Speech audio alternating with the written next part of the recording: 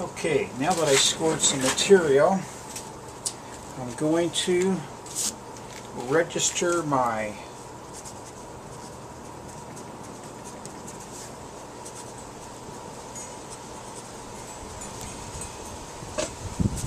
artist's rendering. Now, the whole concept of this thing is to house this jack and put a frame this way and this way around so that I can use it to press leather against my newly acquired die. So, now this jack is about 8.5 inches tall. So it's not going to be very tall. So that material I got is a channel. It looks like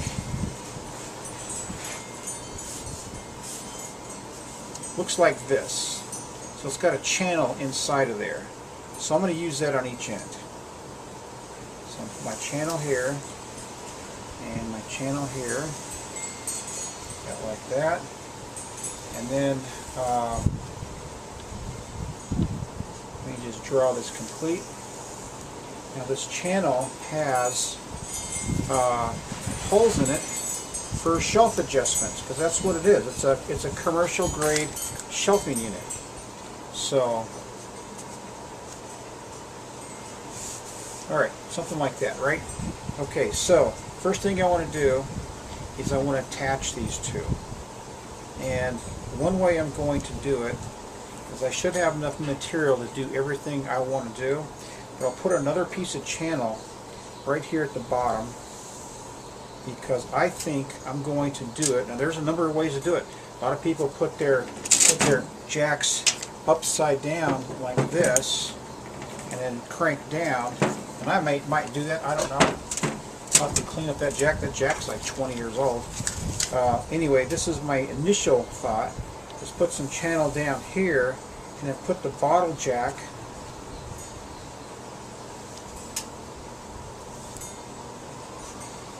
like this, and put a shelf here, a floating shelf, so the shelf will actually fit inside the channel like this, and it'll float, so it can float up and down, right? And now the big problem with this jack is that when you crank it up,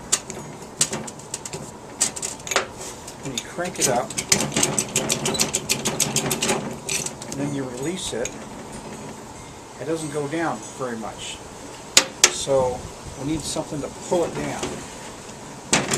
So what I'm going to do is I'm going to attach probably like an eye hook, eye bolt on each side. In between, I'm going to put a spring on each side. So when I crank it up, it's going to put tension, and when I release it, it's going to pull it back down. So when I'm working, I don't have to mess around with that, because the whole idea is to have something stationary up in here somewhere like this. I don't know what this distance is going to be. It's not going to be greater than probably 5 inches. But what it's going to do is it's going to house my press, or my die, like this. And down here, to preserve the edge, I'm going to get some of that white cutting board material, and I'm going to just screw it on like this so it has something to bite into. And what I want to do is I'll put my die up here like this, and then I'll put the leather in here, and when I crank it up, it'll press it against the blade of the die, and it'll cut out my shape. So, alright, so another thing I'm going to do is, I don't know how tall this is going to be, because this is 8.5, and then let's say this is going to be 5, so that's 13.5, You know, you want some room for other things or whatever. Give it a couple, 6 more inches or something. And then I will put another piece of probably just angle iron there. But I'll put angle iron like this too, and bolt it to the frame to act as feet. And I'll drill some holes in it so that if I want to attach it to a piece of plywood or something, then I can do that. But if not, it should be able to just stand by itself. And what I'll do is I'll make sure that it's level. It's as good as I can get it. And that's one reason I don't want it top heavy, because this is something that I just want to be able to just take it and put it someplace and bring it out when I need it again. It's not going to get a dedicated table or nothing like this. Anyway, so that's what it is. And it's pretty cool because that stuff I got is already painted all white. So it's got the angle iron, it's got the channel. I mean, you know, what more do I need? I mean, I'll just scavenge all of it. I'm very, very lucky to find that. So the next step, I guess, will be me tearing up that that unit I found, huh? So anyway, hope you all understand this. If you have any questions, give me a call. Later.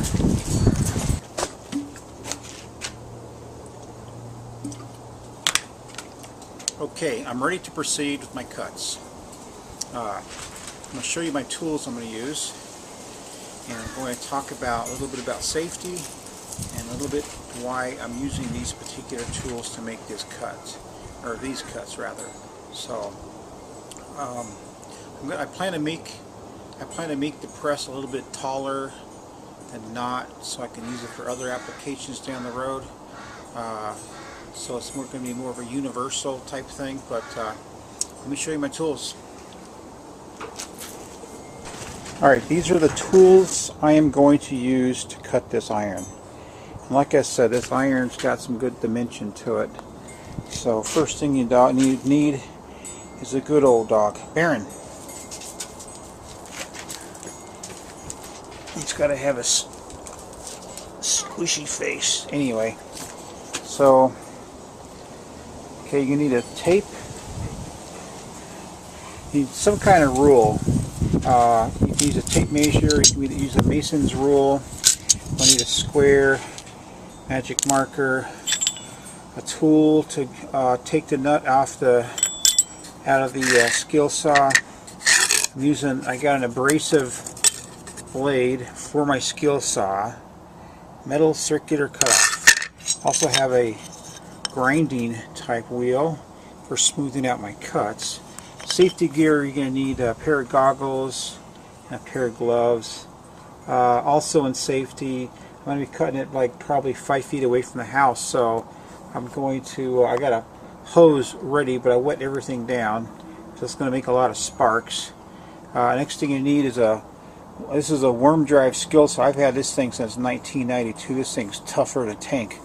But it's good because it's long, and it's really good for making long cuts and straight cuts because it's just so long. It's a lot easier to control.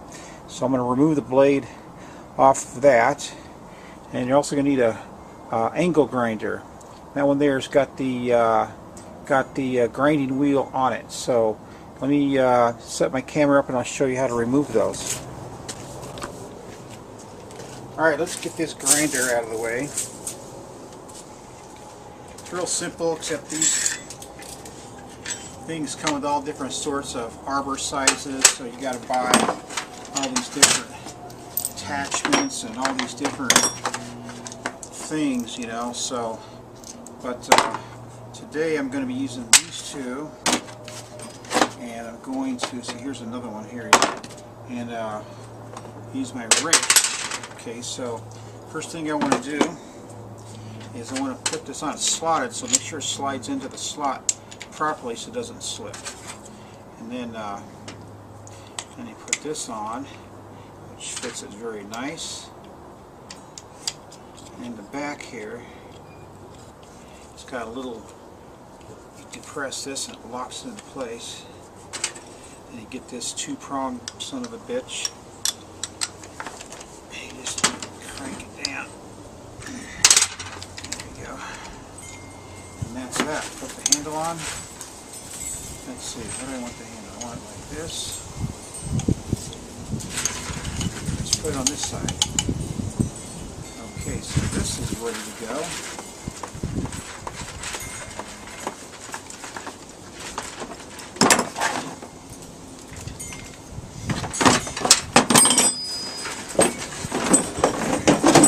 Now the next thing is I want to take off this blade. So this tool here, it's got a button also you can depress to keep the arbor from spinning. And all you gotta do is lock your. Now these always have a directional on the head of the bolt, so because it's a left-handed thread is what it is.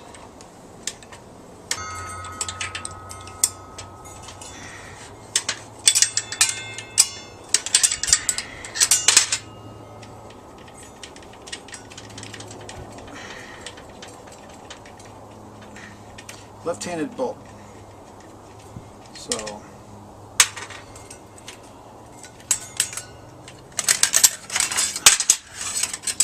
this is a good blade. All right, so let me. I gotta see it's got triangular, so I'm gonna have to knock that out.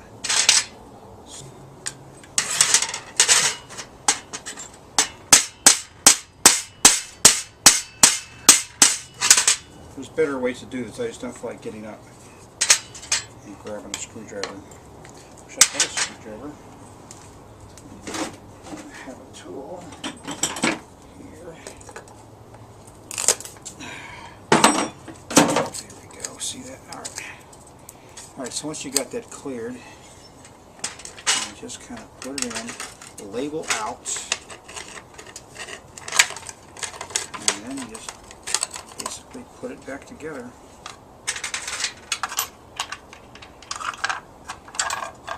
Don't forget that washer.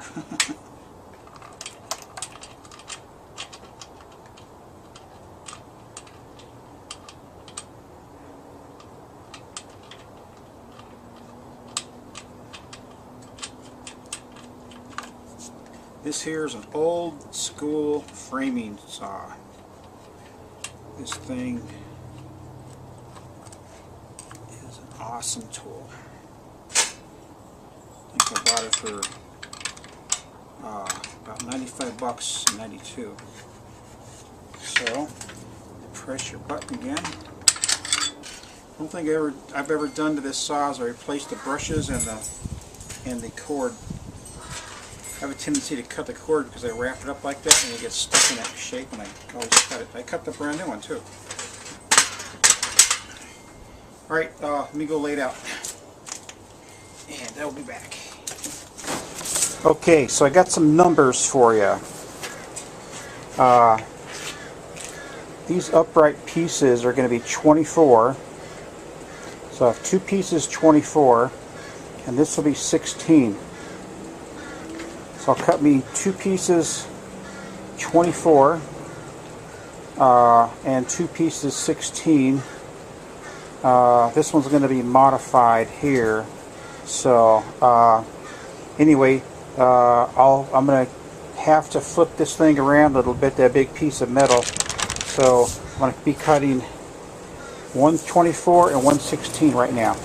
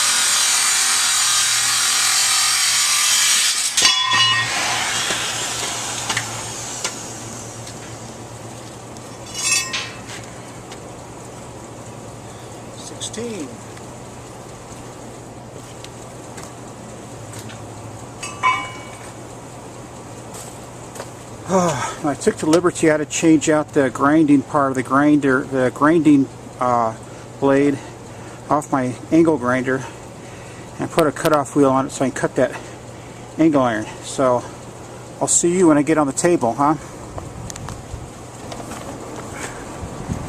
Okay, I have successfully removed the angle iron. Now I'm going to dress out the top. The reason I wanted this side so I can just bolt it down. So it's not too important if it's the exact same height. And this one here, these are the lateral pieces. They should be pretty close. But this one is shorter, so I'm going to dress it out first. And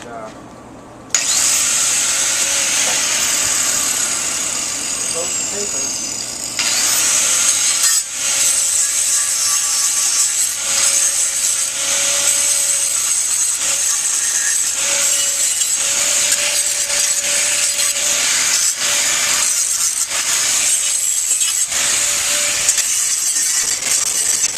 Okay, this is my progress report. Here it is.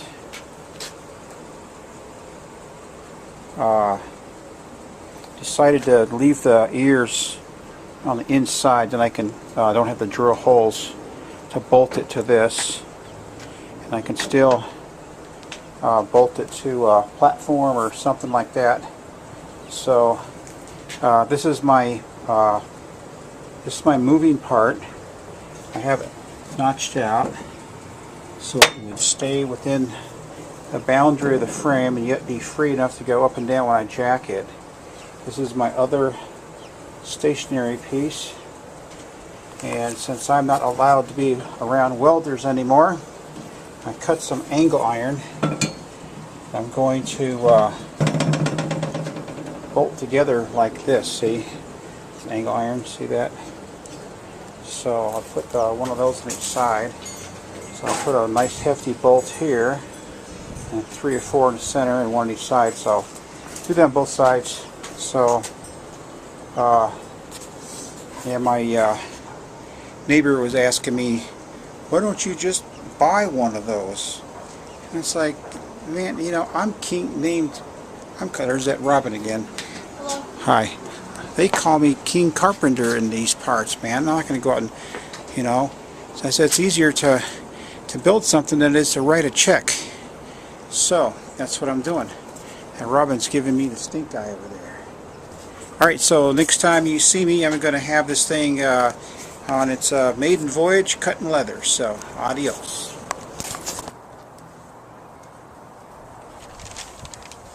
Hello, this is Guy Sola's Gentleman's Edge. This is my press I just built. And to demonstrate, I'm going to use this bright red leather.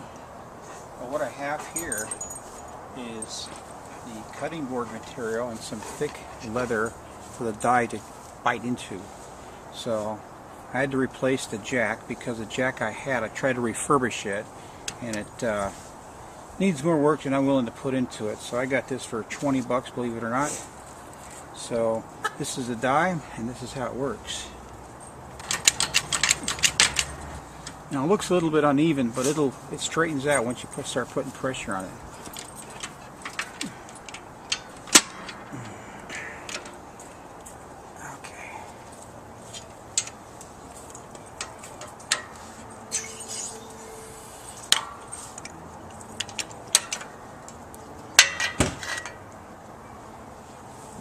So that is it.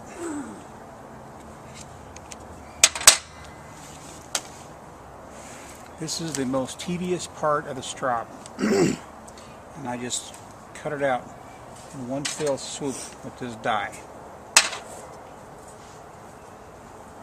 Time for some mass production. Anyway, this is Guy Silvis turning my drawing into a reality. Y'all take care. Remember, every day is a good day for a straight razor shave. Bye now.